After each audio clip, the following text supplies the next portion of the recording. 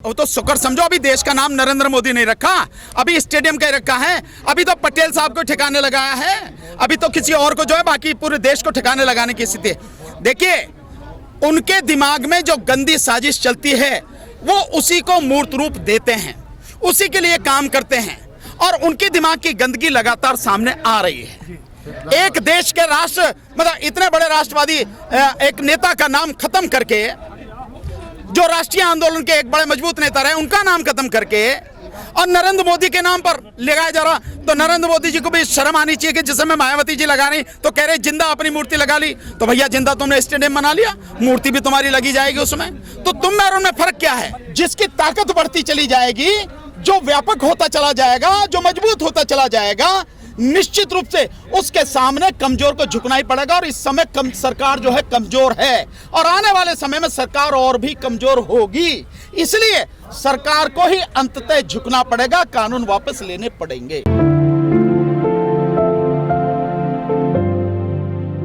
जबरदस्त आंदोलन था, पूरे देश में आंदोलन था। मोदी जी ने 4 घंटे के टाइम देके और पूरे देश में लॉकडाउन कर दिया। ठीक इसी तरह की स्थिति ये आंदोलन, इन्होंने सारे हथकंडे अपना लिए, इन्होंने बल प्रयोग कर लिया, इन्होंने षड्यंत्र कर लिया, इन्होंने रास्ते रोक दिए, रास्ते में कील गाड़ दी और जितनी भी चीजें कर सकते हैं इन्होंने नकली किसान बना लिए। उन नकली किसानों से, किसान संगठनों से बात करने की बात कर रहे तब तो कहीं भी नजर नहीं आ रहा कोई भी। तो जितने भी हथकंडे ये अपना सकते थे इन्होंने मुकदमे बना दिए, लोगों को गिरफ्तार भी कर रहे हैं, जेल में भी डाल दिया है, पिटाई भी कर रहे हैं। उस सब के बावजूद भी आंदोलन दिन प्रतिदिन और मजबूत और व्यापक होता चला जा रहा है पूरे देश में। तो सरकार की इन बातों से कोई फर्क नहीं पड़ेगा, जो भी कर ले। और इसीलिए जो ये सब अब इनसे फर्क नहीं पड़ा, तो अब ये कोरोना का ये नया जो काम है वो कोरोना की वजह से ही, चाहे गाजियाबाद हो सकता है एनसीआर कर दें, गाजियाबाद से काम नहीं चलेगा क्योंकि आंदोलन तो सारा एनसीआर में है। अगर आप सिंगू बॉर्डर जाएं वो भी एनसीआर में है, आप टिकरी बॉर्डर जाएं वो भी एनसीआर में है, आप अगर उधर चले जाएं शाहजहांपुर बॉर्डर पे वो भी एनसीआर में, पलवल वाला भी एनसीआर में, और ये तो है ही है एनसीआर में। तो एनसीआर में और दिल्ली में ये लॉकडाउन कर सकते हैं, कोरोना का बहाना लेके इस आंदोलन को खत्म करने का प्रयास करेंगे। पर मैं आपके माध्यम से सरकार को एक चेतावनी दे रहा हूं कि जो उसने एससीए एनआरसी में किया वो अब यहां सफल नहीं होगा, चाहे कितनी भी कोशिश कर लें। हमें मालूम है कि कोरोना असलियत में कुछ नहीं है, केवल सरकारी कोरोना है। और सरकारी कोरोना ये सिर्फ लोगों को तबाह करने के लिए और जो उद्योगपति पूंजीपति हैं उनके लिए नीति बनाने, कानून बनाने, उनको फायदा पहुंचाने के लिए ये सारी चीजें की गई हैं। नहीं, मैं आपसे एक चीज बार बार कहता हूं, मेन स्ट्रीम मीडिया आप हैं कपिल साहब, पिपल साहब आप हैं, ये गजेंद्र हैं, राहुल जी हैं, ये सारे के सारे साथी मेन स्ट्रीम मीडिया आप हैं। आज की तारीख में जिस मीडिया की बात करें वो तो दलाल और गुलाम मीडिया, और उसे अब कोई देखता नहीं है। अगर लोगों को फैक्ट कंफर्म करने होते हैं तो वो सोशल मीडिया को देखता है, उन्हें नहीं देखता, उन्हें जान मालूम है सारी। और जो दिखा रहे हैं कि तंबू, ये तो तंबू कहीं गाड़ के कहीं भी दिखा दो आप, और बाहर से देख के भाई आदमी नहीं देखा, देखो खाली पड़े तंबू, कोई नहीं है इसमें। अंदर जाके देखो ना कि तंबुओं में कितने लोग बैठे हैं, यहाँ आके देखो ना कितने लोग हैं। ये सिर्फ एक उनकी टैक्टिस है जिसमें वो पूरी तरह से फेल हैं और किसी भी हालत में उनकी ये टैक्टिस सफल नहीं हो सकती। नहीं, बिल्कुल भी नहीं। किसानों में हताशा, एक को भी बता दो, एक किसान में इस बात से कोई हताशा हो, आप सारे के सारे मीडिया के साथी हैं, मैं आपसे रिक्वेस्ट कर रहा हूं, ढूंढ के लेकर आओ, पकड़ के लेकर आओ कि देखो इसमें हताशा है। एक भी किसान साथी में कोई हताशा नहीं है, बल्कि अब वो दुगने जोश से काम कर रहा है, क्योंकि उसे मालूम हो गया है जिस तरह से जो मोदी सरकार के मंत्री हैं, नेता हैं, बीजेपी के नेता हैं, इनके लिए सरकार जो पब्लिक है उसका विरोध लगातार सामने आ रहा है और आप ही लोग दिखा रहे हो उस सबको। नहीं, बातचीत का रास्ता सरकार को जब खोलना हो खोल ले, हमें कोई दिक्कत नहीं है। और वैसे हकीकत में इसमें बातचीत करने की कोई जरूरत भी नहीं है। कानून वापिस लेने हैं, जरा सी देर का काम है, वापिस लो, बात खत्म, बात ही क्या करनी है। और अगर बात करने वाली बात है तो सरकार करे, हमने कभी मना नहीं किया बात करने के लिए। सरकार जब करना चाहे करे, इसके लिए हम उसके पास जाएं? नहीं, हम नहीं जाएंगे सरकार के पास में। हमारा फंडा बिल्कुल क्लियर है, हमारा स्टेप बिल्कुल क्लियर है।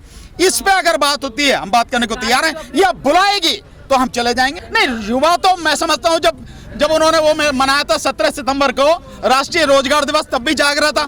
लेकिन एक चीज मुझे समझ में नहीं आई कि ये ट्विटर पे क्यों जागता है युवा, ये युवा सड़क पे क्यों नहीं जागता, ये सड़क पे क्यों नहीं भागता, ये मेरी शिकायत है।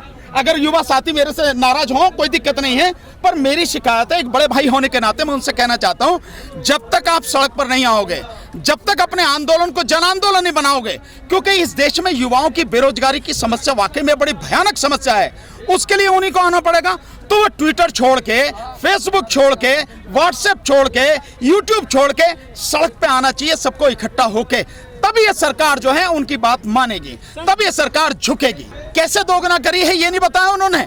कहने में क्या होता, मैं ये कहता हूं कि किसानों की आय 5 गुना हो गई, इससे फर्क क्या पड़ता है? आप बताएंगे कि आंकड़े कैसे होते हैं। मैं आपको एक तरीका बताता हूं, उससे आप समझ लेना। आपने अच्छी बात छेड़ दी तो एक आंकड़ा आपको दे देता हूं, एक ही दूंगा मैं, बढ़िया।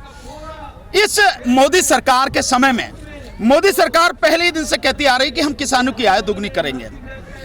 पहले 5 साल की बात करी, फिर उन्होंने 2022 का टारगेट कर दिया, 2021 चल रहा है। इस 2021 तक किसानों की आय इस मोदी शासनकाल में 35% कम हो गई। मतलब ऐसे समझे आप, अगर 100 रुपए इनकम थी 2014 से पहले, आज की तारीख में वो 65 रुपए हो गई। 35 रुपए कहां गए पता नहीं, ये कम हो गई उसकी इनकम। तो आप दुगनी कैसे करेंगे? दूसरा, एक और आंकड़ा बताता हूं आपको। ये सरकार जो है किसानों की आय दुगनी करने के लिए एक फार्मूला अपना रही है कि साल में 6,000 रुपए किसानों के खाते में जा रहे हैं, जो प्रधानमंत्री किसान सम्मान निधि है उसके माध्यम से जो अब तक आंकड़े आए हैं, उस आंकड़े को अगर टोटल आप कैलकुलेट करो, 7 बार 2-2 हजार रुपए भेजे गए हैं किसानों के खाते में। और ये शुरू हुआ है आपके उससे दिसंबर 2018 से, दिसंबर 2018 से मार्च 2019 पहला ये, फिर उसके बाद में 4 महीने का, फिर उसके 4, इस तरह से 7 बार अब तक पैसे डाले जा चुके हैं। शुरू में जो किसानों को दिए गए, करीब 3.5 करोड़ किसानों के ही खाते में वो पैसे गए। और किसान कितने हैं? सरकारी आंकड़े के हिसाब से इस देश में 14 करोड़ 64 लाख किसान हैं, जिसमें सरकार के हिसाब से 12.5 करोड़ किसान छोटे किसान है, यानी जिन पर 2 हेक्टेयर से कम जमीन है। मतलब 2 हेक्टेयर का मतलब हो गया कि उन पर 5 एकड़ से कम जमीन है, या अगर बीघा में कहो तो 25 बीघा से कम जिस पर जमीन है, वो किसान छोटे और मझोले किसान हैं। उन 12.5 करोड़ किसानों को सरकार किसान सम्मान निधि देती है। अभी तक जो मैक्सिमम सरकार दे पाई है, मैक्सिमम एक बार में, वो 10 करोड़ 40 लाख। ये सरकारी आंकड़े, इनकी कंफर्मेशन नहीं है। उनमें से कितने लोगों को मिला है पता नहीं है। सरकारी आंकड़े कहते हैं कि 40 लाख लोगों को, इसमें फर्जी जो लोग हैं 40 लाख, उनके पास किसान सम्मान निधि पहुंच गई है।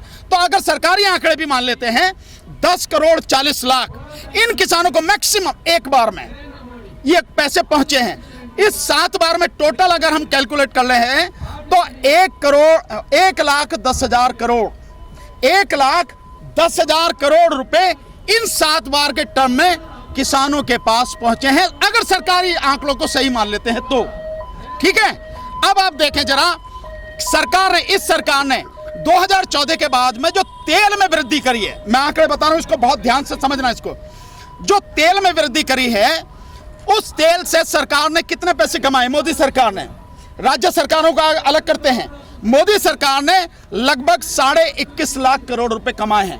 अगर इसमें स्टेटों का भी जोड़ दें, राज्यों का भी, तो करीब 31 लाख करोड़ की कमाई ये डीजल और पेट्रोल में पैसे बढ़ा के सरकार ने कमाए हैं। और इसमें जो हमारे देश में जो डीजल इस्तेमाल होता है, वो डीजल इस्तेमाल होता है तकरीबन 70% जो डीजल है वो डीजल के वाहन है। मतलब सारे जो वाहन हैं उसमें 30% के लगभग उसके पेट्रोल के वाहन हैं और 17% डीजल के हैं। और डीजल में जो 28% खपत होती है वो कृषि के क्षेत्र में होती है, यानी कि जो पंप सेट है उसमें होती है, डीजल इंजन लगाते हैं, या ट्रैक्टर में होती है, वो किसान 28% डीजल इस्तेमाल करता है। अगर इसको हम देख लें तो किसानों से ही सरकार ने 1,51,000 करोड़ रुपए केवल इन जो 7 पीरियड हैं, यानी दिसंबर 2018 से और इस नवंबर 2020 तक जो पैसे सरकार ने कमा लिए किसानों से, वो बैठते हैं 1,51,000 करोड़। 1,51,000 करोड़। और किसानों को कितने दिए? अगर सरकार की बात से मान लें 1,10,000 करोड़, यानी 41,000 करोड़ रुपए तो किसानों की जेब से निकाल लिए तेल के नाम से सरकार ने। ये दे रही है सरकार। कैसे आय दुगनी हो जाएगी? जो कट्टा था, खाद का कट्टा 50 किलो का 45 किलो का कर दिया, रेट उसके बढ़ा दिए, कैसे आय दुगनी हो जाएगी? बीज की कीमत बढ़ रही है, हमसे लिए जाने वाले जो बीज खेत में से जो अनाज लिया जाता है उसके 10 गुना से 20 गुना तक जो है वो बीज हम ही को दिया जाता है। कैसे इसमें सरकार करेगी? तो कहने में कुछ नहीं है। और मोदी सरकार या बीजेपी सरकार, चाहे राज्य में हो चाहे केंद्र में हो, चाहे इनका केवल एक काम है कि बकते रहो, आप कहते रहो, बोलते रहो, और कुछ नहीं है, करना कुछ नहीं है। तो सरकार केवल कह रही है, हकीकत में जमीन पर कुछ नहीं है। तो इसके लिए आपको हल्ला मचाना चाहिए। डिजिटल मीडिया, भाई आप लोग हैं, सबसे ज्यादा असर आप पर पड़ेगा जो आप सोशल मीडिया के साथी हैं। मतलब यह है कि इससे एक बात सिद्ध हो गई है, सोशल मीडिया ने इस आंदोलन की और देश में घटने वाली तमाम घटनाओं की सच्चाई लोगों के सामने रख दी है। और आप आज की तारीख में मेन स्ट्रीम मीडिया बन चुके हैं। और जो आप लोगों की दिक्कतें सरकार के सामने और पूरी दुनिया के सामने रखे हैं, उससे सरकार बेचैन है। क्योंकि सरकार का एक मंत्र है, किसी हालत में किसी तरह की सूचना ना दो, सब चीजों को छुपा के रखो, आंकड़े छुपा के रखो और सारी चीजें उन्हें छुपा के रखो, कुछ पता ही नहीं लगने दो। अगर पता नहीं लगेगा तो आदमी रिएक्ट कैसे करेगा? पर आपने सरकार को नंगा कर दिया, आपने सोशल मीडिया के माध्यम से सारी सच्चाई लोगों के सामने रख दी। इसलिए आपका गला दबाने की कोशिश है, इसलिए फेसबुक पे जो लोग बोलते हैं उनका गला दबाने की कोशिश है, यूट्यूब पे जितने भी साथी अपनी जगह जगह अपनी बात कह रहे हैं उनका गला दबाने की कोशिश है। आप साथ नहीं दोगे हमारा? बिल्कुल देंगे। क्या बात कर रहे हो यार, मैं तो हूं ही आपका साथ देने के लिए। मैं तो जो आंदोलन जीवी हूं, कहना रहे मोदी जी, तो मैं तो तुम्हारा साथ दूंगा। भाई तुम करो आंदोलन, मैं तुम्हारे साथ में हूं।